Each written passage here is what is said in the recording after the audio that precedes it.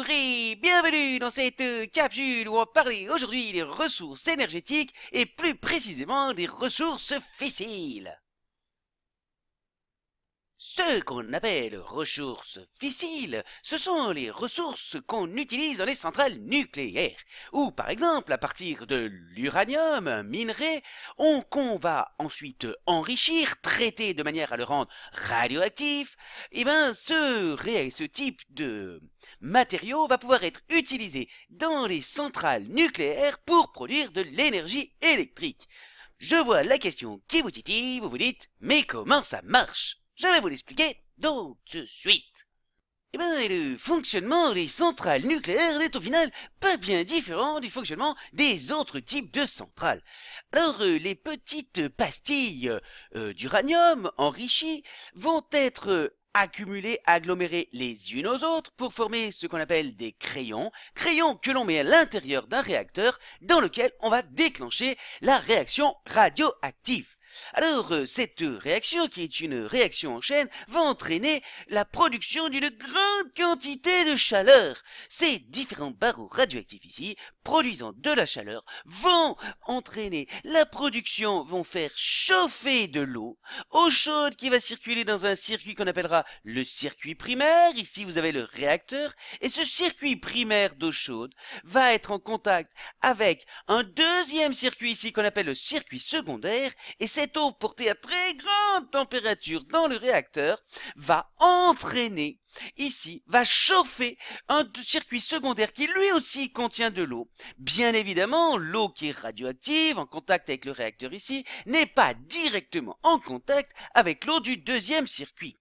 L'eau chauffée dans le circuit secondaire s'évapore, la vapeur monte en pression, cette pression entraîne une turbine qui entraîne un alternateur qui entraîne la production d'énergie électrique, et puis bien évidemment cette vapeur va avoir besoin d'être condensée, de repasser à l'état liquide pour être réinjectée ici dans le générateur de vapeur.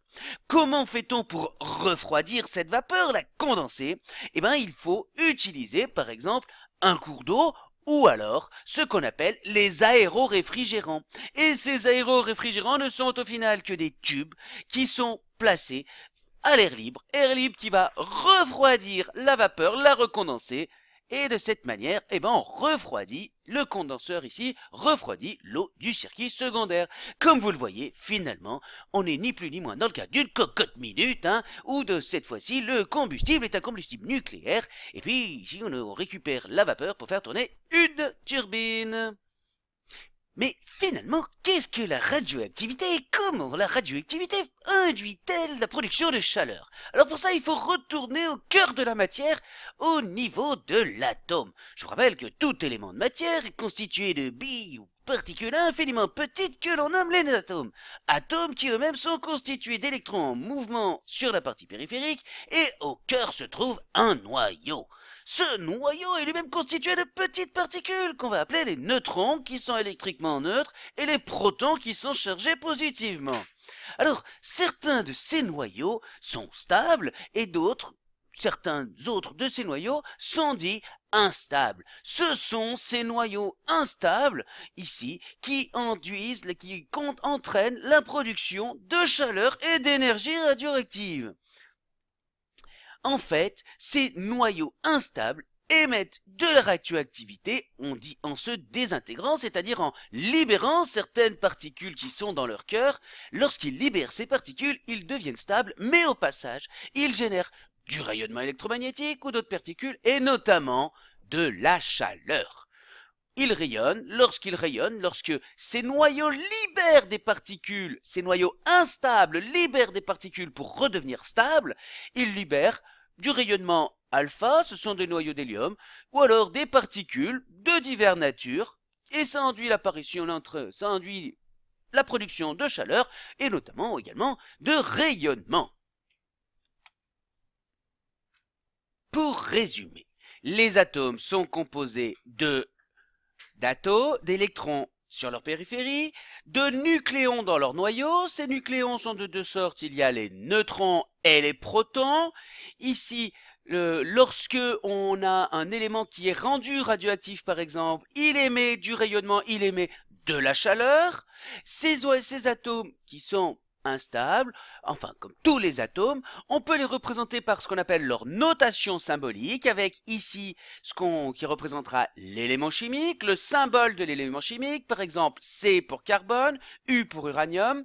On aura ici le nombre de masse, c'est le nombre total de nucléons à l'intérieur du noyau, c'est-à-dire la somme des protons et des neutrons. Par exemple pour le carbone, 12, il y a 12 particules dans le noyau, 12 nucléons. Pour l'uranium, il y en a 132, c'est un énorme noyau. Et parmi ces différents nucléons, il y a les protons qui sont positifs. On appellera leur nombre le numéro atomique qui sera représenté par la lettre Z ici sur cette représentation symbolique. Et donc ici, pour le carbone, il y a parmi les 12 élément qu'il y a dans son noyau, il y a 6 charges positives, 6 protons. Même chose pour l'uranium, pour les 132 nucléons qu'il a dans son noyau, parmi ces 132 nucléons, il y a 92 protons positifs. C'est ce qu'on appelle la représentation symbolique du noyau. Oui, bon, vous vous demandez maintenant ce que sont les isotopes, j'en suis sûr. Alors les isotopes, ce sont différentes formes, différents atomes de même nature, c'est-à-dire des atomes qui ont le même nombre de protons ici, le même nombre de charges positives. Le carbone a différents isotopes, différents types de noyaux qui ont tous le même nombre de protons, mais qui n'ont pas le même nombre de neutrons, pas le même nombre. Donc, pas le même nombre de nucléons. On a par exemple le carbone 12, avec ici 12 nucléons, dont 6 protons, le carbone 13, puis le carbone 14, qu'on utilise en datation, qui a, lui, 14 nucléons dans son noyau, et dont 6 de ces nucléons sont des protons. Même chose pour les autres éléments chimiques, dont l'uranium, qui existe sous différentes formes isotopiques. Ce qu'on appelle une transformation nucléaire, c'est lorsque le noyau change, que les éléments à l'intérieur du noyau varient. Prenons un exemple. La désintégration radioactive. Le polonium se désintègre naturellement pour se transformer en plomb. Au passage, il libère un élément de l'hélium ici. On constate que le nombre total de nucléons du polonium, 210, est égal à la somme du nombre de nucléons du plomb, 206, et de l'hélium. Même chose pour le nombre de protons, alors que le polonium en a 84, le plomb en a 82. Il y a donc, lors de la désintégration naturelle du polonium, 2 protons qui sont émis ici pour l'hélium. Là, lors des transformations, il y a conservation du nombre de nucléons, on appellera ça la conservation du nombre de masse A, et il y a conservation, bien évidemment, du nombre de charges. Rappelez-vous la phrase de Lavoisier, rien ne se perd, rien ne se crée, tout se transforme. C'est la même chose, un autre type de désintégration radioactive, alors celle-ci elle est naturelle, il y a plein d'éléments radioactifs dans la nature. Par contre, celle-ci, la réaction de fission qui va consister à fissurer, casser un noyau, n'est pas naturelle, ou alors il existe encore une autre type de transformation radioactive qu'on appelle la fusion, où cette fois-ci on fusionne deux noyaux. Ce sont ces types de réactions, principalement la fission, que l'on utilise dans les réacteurs nucléaires qui produisent la chaleur dans les centrales nucléaires. Voilà, j'espère que vous en savez un petit peu plus sur les sources d'énergie fissile. N'oubliez pas de compléter votre questionnaire en ligne. Et nous, on vous dit... À plus en classe! À plus en classe! J'avais oublié le logo.